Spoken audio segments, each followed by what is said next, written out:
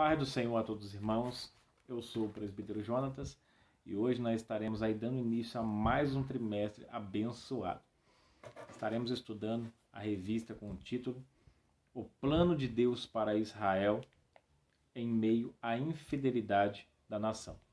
As correções e os ensinamentos divinos no período dos reis de Israel. Eu tenho certeza que essa revista há de contribuir muito para o nosso conhecimento. Amém? Então, sem demora, hoje a nossa lição vai tratar sobre a ascensão de Salomão e a construção do templo. Então, nós estaremos aí de uma maneira bem objetiva, trazendo aí um comentário acerca dessa lição. Então, como nós já estamos aí fazendo, vamos estar comentando um tópico por vídeo, tá bom? Então serão aí 3 tópicos, que eu creio que assim nós teremos aí um aproveitamento melhor da lição e os vídeos não ficarão tão compridos. Então vamos entrar no corpo da lição agora. Lição 1, a ascensão de Salomão e a construção do templo. Nosso texto áureo vai dizer: e não podiam ter-se em pé os sacerdotes para ministrar, por causa da nuvem, porque a glória do Senhor enchera a casa do Senhor. 1 Reis 8:11. A nossa verdade prática vai dizer: o pedido de sabedoria feito por Salomão a Deus aponta para a maturidade espiritual que Deus deseja para seus filhos. Leitura bíblica em classe se encontra em 1 Reis 4, 29 ao 34. Segundo texto, 1 Reis 6, 1. Terceiro texto, 1 Reis 6, do 11 ao 14. 3 textos que você não pode deixar de ler na sua sala de aula. A nossa introdução. Primeiramente, o ponto central da lição. O que pedimos ao Senhor deve ser refletido em toda a nossa vida. Introdução. Por amor ao rei Davi, Deus permitiu que Salomão estabelecesse um reino sólido, próspero, justo, cheio de glória e poder. Foi durante o reinado de Salomão que Israel atingiu seu apogeu na história. Mas, mesmo diante de toda essa grandeza promovida por sua sabedoria, esse destacado monarca se deixou levar por interesses políticos e desejos pecaminosos. Então, o primeiro ponto aqui a ser destacado: por amor ao rei Davi, Deus permitiu que Salomão reinasse. Foi por amor ao rei Davi. Porque, primeiro, nós sabemos que o primeiro filho de Davi, ele morreu ali, foi uma das sentenças que Deus deu ao rei Davi pelo seu pecado cometido ali com Batseba, o seu pecado duplo, que também foi o adultério com Batseba, juntamente com o seu homicídio ali de Urias. Então foi 2 pecados graves e Deus ali deu sentenças. E uma das sentenças foi que o filho que estava sendo gerado de Batseba morreria. E os irmãos conhecem a história, esse filho morreu. O primeiro filho de Davi, que foi fruto de adultério, antes de vir o arrependimento, foi esse filho que morreu. Mas Salomão veio logo depois do arrependimento de Davi. Depois que tudo passou, depois que Davi se arrepende, Deus ali dá Salomão. E a Bíblia diz que, diferente do primeiro, que quando ele não tinha se arrependido ainda, esse Salomão Deus amou. E é por isso que o profeta Natã deu a ele o nome de Gedidias, que significa o amado do Senhor. Então, por que Deus ele fez isso por amor a Davi? Porque Davi, a Bíblia vai dizer que quando Davi ele estava terminando os seus dias, nós sabemos toda a história de Davi, o caos que ocorreu em sua família por consequência do seu duplo pecado. Que uma das sentenças foi que os seus filhos, que a espada nunca mais se apartaria da casa de Davi. E nós sabemos que começa ali por Aminon. Aminon se enamora com a sua irmã, ali por parte de pai, e ele a estupra, arma uma cilada, estupra. E a Bíblia vai dizer que Absalão, que era irmão legítimo de Tamar, arma uma emboscada, mata Absalão, e um filho matando o outro, e vai, a história vai transcorrendo, e vai virando um efeito dominó, porque Davi não resolveu a questão. Porque Davi não foi aquele pai tão presente como deveria ser. Mas nós entendemos pela história que naquele contexto quem ensinava os filhos era a mãe e o criado. É a mãe e o seu criado que ajudava nos afazeres da casa. A Bíblia vai chamar de aio, palavra grega que significa pedagogo, ou seja, uma pessoa ali que tinha a incumbência de dentro de uma família, dentro de uma casa, auxiliar o menino a andar lado a lado com a criança, ensinando em todas as coisas. Então não era propriamente dito o pai, mas essa pessoa, esse criado, que era uma pessoa ali que já trabalhava ajudando a família, em outros aspectos, mas também no aspecto do ensino da criança. Mas não podemos tirar a responsabilidade do rei Davi. Por quê? Porque quando eram casos mais graves, como até os dias de hoje nós temos esse hábito, quando temos os liderados na igreja, temos o pastor, temos os líderes, mas sempre que há algo mais grave, esse algo deve ser levado para o líder superior, que é o pastor, para que o pastor possa ali resolver a situação. Tem coisas que não é compatível ali com líderes, tem que ser com a liderança superior. Então, da mesma forma, acontecia com as famílias. Como o assunto era muito grave, o pai Davi deveria sim chamar, desde o início, chamar primeiro ali Aminon, quando daquele estupro, conversar com Aminon, dar ali uma devida punição, mas a Bíblia vai dizer que Davi simplesmente pune, mas não conversa, apenas pune, e fica ali, ele demonstra ali que de fato ele desagradou aquela situação, ele fica enfurecido e manda o menino para longe, para uma cidade, e deixa lá 2 anos. O problema é que ele não tratou aquilo. E Absalão, que era irmão legítimo de Tamar, vai alimentando aquele ódio por dentro. E na mente dele, um dia eu me vingo. Um dia eu acerto as contas com meu irmão. E esse dia chegou, 2 anos depois, ele manda chamar ele, marca uma festa, manda chamar. E Davi acha que passou 2 anos, apagou a fúria, ele achou que estava esquecido. Mas na realidade não tinha sido esquecido. Porque tudo que não é tratado hoje, ele se potencializa amanhã. Tudo que não é tratado hoje, ele fica maior, fica mais forte. O tempo, ele não cura nada. O tempo pode piorar a situação, mas não curar. Temos o costume de dizer que o tempo cura, mas o tempo não cura.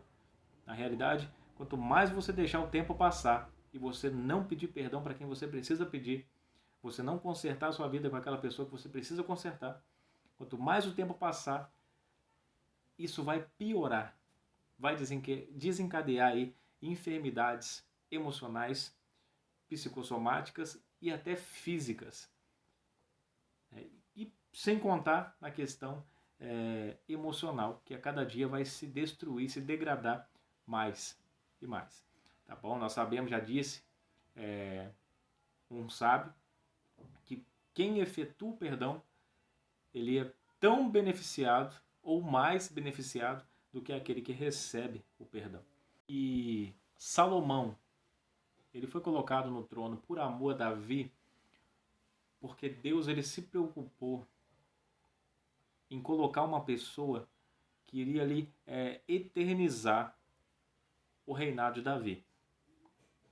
Os irmãos vão recordar quando Deus ele diz para Davi que ele reinaria eternamente. Obviamente que Deus estava falando do trono, da descendência de Davi, o nome de Davi seria carregado eternamente, até o fim ali da monarquia. E por que isso? Por que Deus, como que Deus demonstrou esse cuidado e esse amor por Davi? Fazendo isso, colocou que Salomão, pelas leis da época, ele não podia suceder, ele não era o sucessor primário do trono. Os irmãos vão recordar nessa história toda, essa bagunça que aconteceu na casa de Davi, filhos morrendo, né, o filho matando o outro. Então ficou uma bagunça. Quem deveria assumir era o filho mais velho, ou o filho primogênito. Como esse filho primogênito havia morrido lá no início, e agora Adonias, que seria o último ali que sobrou dos filhos, vivo. Salomão ainda era mais novo, mas agora Adonias, a Bíblia vai dizer que enquanto Davi estava lá deitado na sua cama, se despedindo, dando suas palavras finais, chega a notícia que Adonias estava tentando usurpar. Adonias estava lá diante da multidão, se proclamando rei. Então Davi, à beira da morte, teve que mandar as carruagens teve que mandar ali as carruagens do pai Abraão aguardar um pouquinho para poder resolver essa situação. Então Salomão já inicia tendo que matar o próprio irmão por tentar ali dar um golpe ali de estado ali, tentar usurpar o trono que não era dele. Então foi a última coisa que Davi teve que fazer. Um ponto aqui dessa lição, nós estaremos aí falando sobre esse se deixar levar por interesses políticos e desejos pecaminosos. Então, nós vamos chegar nesse ponto, como que um homem tão sábio, o mais sábio que teve na época, que era Salomão, se deixou levar, se deixou quase se perder dessa forma. Vamos avançar? Primeiro tópico, a sabedoria de Salomão. Primeiro subtópico, a virtude de Salomão. Antes mesmo de receber a sabedoria como um dom divino, Salomão já apresenta alguns traços dessa virtude. Então percebemos que é algo que já estava ali intrínseco no caráter de Salomão. Ele estava ali, esse pedido revela o caráter de Salomão, a intenção de Salomão, o que estava no coração dele. E nós vemos esse pedido. Queria sabedoria. Para quê? Sabedoria, irmãos, ela auxilia mais a outros do que a mim mesmo. Também me auxilia, mas me ajuda a agir melhor com as pessoas. Então Deus viu nesse pedido tudo que estava no coração de Salomão. Deus viu ali toda essa bondade. A bondade que havia nesse pedido de Salomão, mesmo sendo tão jovem. Então, e em Gibeon apareceu o Senhor a Salomão de noite em sonhos, e disse-lhe Deus: pede o que queres que eu te dê. 1 Reis 3:5. Se Deus fizesse essa pergunta para mim e para você, será que nós faríamos um pedido semelhante ao de Salomão? Um pedido que agradaria a Deus, ou seria um pedido que agradaria a nós mesmos? A sabedoria, ela é escolhida, o que deixa claro quanto ele já era sábio. Ele já tinha sabedoria.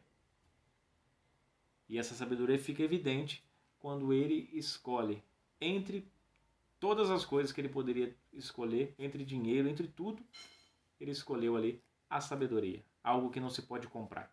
Quando ele escolhe a sabedoria, ele estava dando ali um atestado. Ele estava dando um atestado de que ele era sábio. Ele já estava dando um atestado que essa sabedoria já estava nele, no caráter dele. Embora ela precisasse ainda ser potencializada. E é isso que o Espírito faz em nós. É por isso que cada rei que se assentava, o Espírito se apoderava desse rei. Então Salomão recebeu esse apoderamento do Espírito, né? Porque o Espírito vem para apoderar, potencializar o que Deus já nos deu. Então, dai-me, pois, agora sabedoria e conhecimento, para que possa sair e entrar perante este povo, pois quem poderia julgar a este tão grande povo? 2 Crônicas 1:10. Então, nós observamos a humildade de Salomão, reconhecendo que ele não era capaz. Então, pedindo ali o favor de Deus, se o Senhor me dê a sabedoria, me dê a capacidade de entrar e sair, está de bom tamanho. Ele não pede riqueza, mas a Bíblia vai dizer que Deus deu a riqueza. Porque a riqueza, ela pode sim ser uma consequência da sabedoria. Deus, ele nunca vai dar riqueza para alguém que não tem sabedoria. Porque se ele faz isso, ele destrói a pessoa e todos que estão à volta daquela pessoa. Então, sempre antes da riqueza, vem a sabedoria. Sem sabedoria, não tem riqueza de forma alguma. Tá bom? E uma coisa que é interessante nós abordarmos aqui é que não existe conotação positiva para esperteza na Bíblia. Sabedoria e esperteza são coisas distintas. Sabedoria e astúcia são coisas distintas. Tá bom? Precisamos entender isso. Astúcia, esperteza é uma coisa que é mais semelhante ali ao maligno. Temos que fazer essa diferença. Sabedoria é algo que vem de Deus. Tiago vai falar sobre a sabedoria que é maligna. Então essa sabedoria maligna é a esperteza, que ela tem a intenção ali de prejudicar alguém. Ela sempre vem para prejudicar. Enquanto um sai ganhando, o outro sai perdendo. Então a Bíblia não tem, a esperteza na Bíblia, a astúcia na Bíblia, não tem conotação positiva, e sim negativa. Nós vemos lá o diabo. A Bíblia vai falar sobre o diabo, fala de sagacidade, fala de esperteza, fala de astúcia. Então, conotações negativas sobre essa palavra. Então, quando você se intitula esperto, quando você tenta dar o golpe em alguém, quando você tenta ali vender um produto que você pagou bem mais barato, um rolo ali que você fez, e você tenta engabelar uma pessoa, você está sendo ali esperto, se fazendo a semelhança de Satanás. Então, busque sabedoria e fuja da esperteza. Não seja esperto, seja sábio. Porque a sabedoria, como eu disse no início, a sabedoria ela priva ali a ajudar ao próximo, de forma que os dois saem ganhando. E não você sai ganhando mais do que o outro. Tá bom? Temos que fazer essa diferença, é necessário. Mas se Salomão fosse orgulhoso, ele pediria glória. Se ele fosse vingativo, pediria a morte dos inimigos. Muitas pessoas pediriam isso. E se Salomão fosse ganancioso, pediria dinheiro. Mas que adiantaria tudo isso? Coisas passageiras que iriam passar e não serviria de proveito algum no seu reinado. Se Salomão pede tudo isso, ele seria apenas mais um rei na história, não marcaria a história.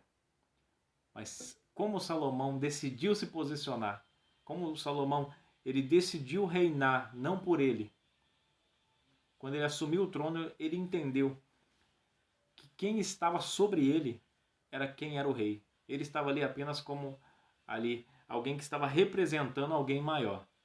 Então Salomão escolhe a sabedoria. Foi com essa visão que ele iniciou seu reinado. Com a visão, me dê sabedoria para liderar esse povo. Eu não estou aqui por causa de status, não estou aqui para isso.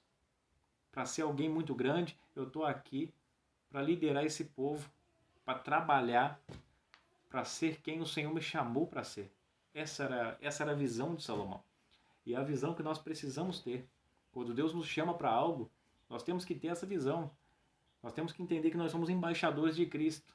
Nós somos uma representação de Cristo naquilo que nós estamos fazendo. Se Deus te chamou para ensinar, você tem que ser a representação de Cristo. Lembra que Paulo disse: sede meus imitadores como eu também sou de Cristo. A Bíblia dá a entender que nós devemos ser uma cópia de Cristo. Temos que ser a imitação de Cristo. As pessoas devem olhar para nós e ver Cristo em nós. Isso aqui é muito importante nós entendermos aqui. Segundo tópico, o sábio pede sabedoria. Ao pedir sabedoria, Salomão se mostrou um homem humilde. Agora, pois, ó Senhor meu Deus, tu fizeste reinar o seu servo em lugar de Davi, meu pai. E sou apenas um menino, pequeno, não sei como sair nem como entrar. 1 Reis 3, 7. Como eu já disse, uma atitude de humildade e de sabedoria ao mesmo tempo. Consciente da grandeza de sua tarefa. E teu servo está no meio do teu povo, que elegeste. Povo grande, que nem se pode contar, nem numerar pela sua multidão. Olha a sabedoria de Salomão. E olha a consciência de Salomão. Ele estava diante do povo que não é meu. Esse povo é de Deus. Então, ele olhou para a responsabilidade, ele olhou para o povo. Ele olhou para o povo como alguém que estava ali para fazer algo muito grande. E que ele não se via capaz de fazer aquilo. Por isso ele pede: Senhor, me dá uma ajuda. Me dê a sua sabedoria. E Deus ali, Deus vai e potencializa, dá uma sabedoria. A sabedoria que vem do alto para ele. E essa sabedoria fez com que o seu nome fosse esparramado em muitos lugares. Fez com que o seu nome ali fosse mencionado. Nós vemos no Novo Testamento o nome de Salomão é mencionado. Cristo se utiliza do nome de Salomão ali em Mateus 6, falando sobre a erva do campo, como um símbolo ali falando sobre grandeza de Salomão. Então Salomão ele é mencionado na Bíblia sobre a sua sabedoria. Então, irmãos, quão grande se tornou Salomão? Porque foi humilde e teve consciência que ele estava no trono, não era para alcançar um nível elevado, para ser uma pessoa muito importante, uma pessoa famosa, popular, não. Ele sabia que ele estava ali representando Deus.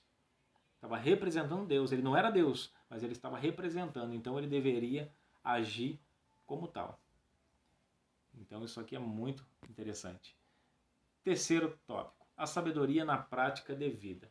Tiago escreveu a sua epístola que existe uma falsa sabedoria, que se evidencia pela inveja e sentimento faccioso. Essa não é sabedoria que vem do alto, mas é terrena, animal e diabólica. Tiago 3,15. Essa falsa sabedoria é fruto porque há inveja e espírito faccioso. Aí há perturbação e toda a obra perversa. Então, como eu já comentei sobre isso, essa sabedoria terrena é aquela que ela tem a intenção de tirar do próximo para você ganhar. Você tira lá para ter mais. Alguém sai perdendo para outro sair ganhando. Então essa sabedoria que prejudica é uma sabedoria que é maligna. É uma sabedoria que te coloca aí a semelhança de Satanás. E nós não podemos ser a semelhança de Satanás. Nós devemos ser a semelhança de Cristo. Se nós nascemos de novo, temos o Espírito Santo regenerando o nosso caráter, mudando a obra da carne por fruto do Espírito. Nós não podemos mais ter esses sentimentos, esses desejos de querer mais do que o próximo. Nós devemos entender que nós agora, como nova criatura, nós devemos desejar o mesmo para o próximo, ou mais para o próximo do que para nós. Devemos ter isso em mente. Então não podemos ser a semelhança de Satanás, mas a semelhança de Cristo. Porque à medida que o Espírito Santo vai mudando, transformando-nos por dentro, nós vamos se tornando a semelhança de Cristo. Se estamos se tornando a semelhança de Satanás, é porque o Espírito Santo, de repente, alguma coisa que nós fizemos que ele não está mais agindo dentro de nós. Então, é necessário entendermos isso, essa mudança que acontece quando nós aceitamos a Cristo. Nós devemos dar liberdade dele trabalhar e dele mudar-nos por dentro. As características dessa virtude que vem do alto são a pureza, a pacificação, a prudência, a benevolência, a misericórdia, os bons frutos, a imparcialidade e a sinceridade.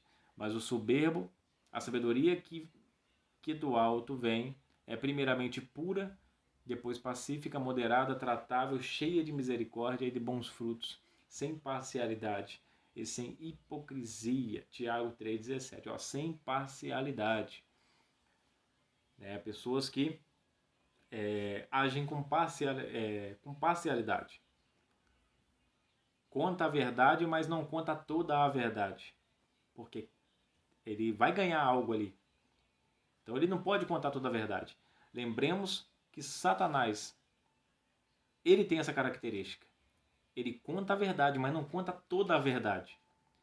Ele apresenta uma verdade sem contexto, para poder ali criar um pretexto, para usar como pretexto para algo que ele quer. Então nós vemos lá no Éden, eu gosto de usar o exemplo do princípio, onde Satanás começou a agir. Lá nós vemos que a serpente, para enganar Eva, ela levanta ali Satanás ali levanta uma dúvida. Ele fala, mas peraí, foi assim mesmo que Deus falou? Que se comer desse fruto, se tocar, vai morrer? Foi assim mesmo? Ou seja, querendo colocar dúvida naquilo que Deus tinha falado. Depois ele fala, se você comer desse fruto, você vai adquirir conhecimento sobre tudo. Você vai ser como Deus. Falou uma verdade. Porque estava falando, de fato conheceríamos o bem e o mal. E ele não fala. Ele fala, como Deus, conhecendo o bem e conhecendo o mal. Mas ele não fala toda a verdade. Conhecer o bem e o mal, mas o que isso significa, conhecer o bem e o mal? Ele não explicou que nós conheceríamos o bem, conheceríamos o mal, mas nós teríamos dificuldade de cumprir o bem, como Paulo diz em Romanos 7, e teríamos ali facilidade de fazer o mal ia nos dominar. E nós percebemos que hoje é isso. Hoje é uma guerra ferrenha para nós vencermos a nossa carne, o nosso eu. O nosso eu luta todo dia. Nós acordamos e o pecado jaz à porta batendo. Ou seja, Satanás não contou toda a verdade para Adão e Eva. Se ele contasse toda a verdade, Eva não comia daquele fruto e nem dava para seu marido. Mas como ele escondeu, ocultou essa verdade por completo, ele foi parcial. Ele disse, você vai conhecer o bem e o mal, mas você não vai conseguir fazer o bem e o mal vai te dominar. Você não vai conseguir dominar o mal. Então, irmãos, essa foi a nossa primeira lição, primeiro tópico. E no próximo vídeo nós estaremos aí abordando o segundo tópico. Foi bom ter você aqui. Deus abençoe a sua vida. Se inscreva no canal, compartilhe, curta, tá? E eu aguardo você no próximo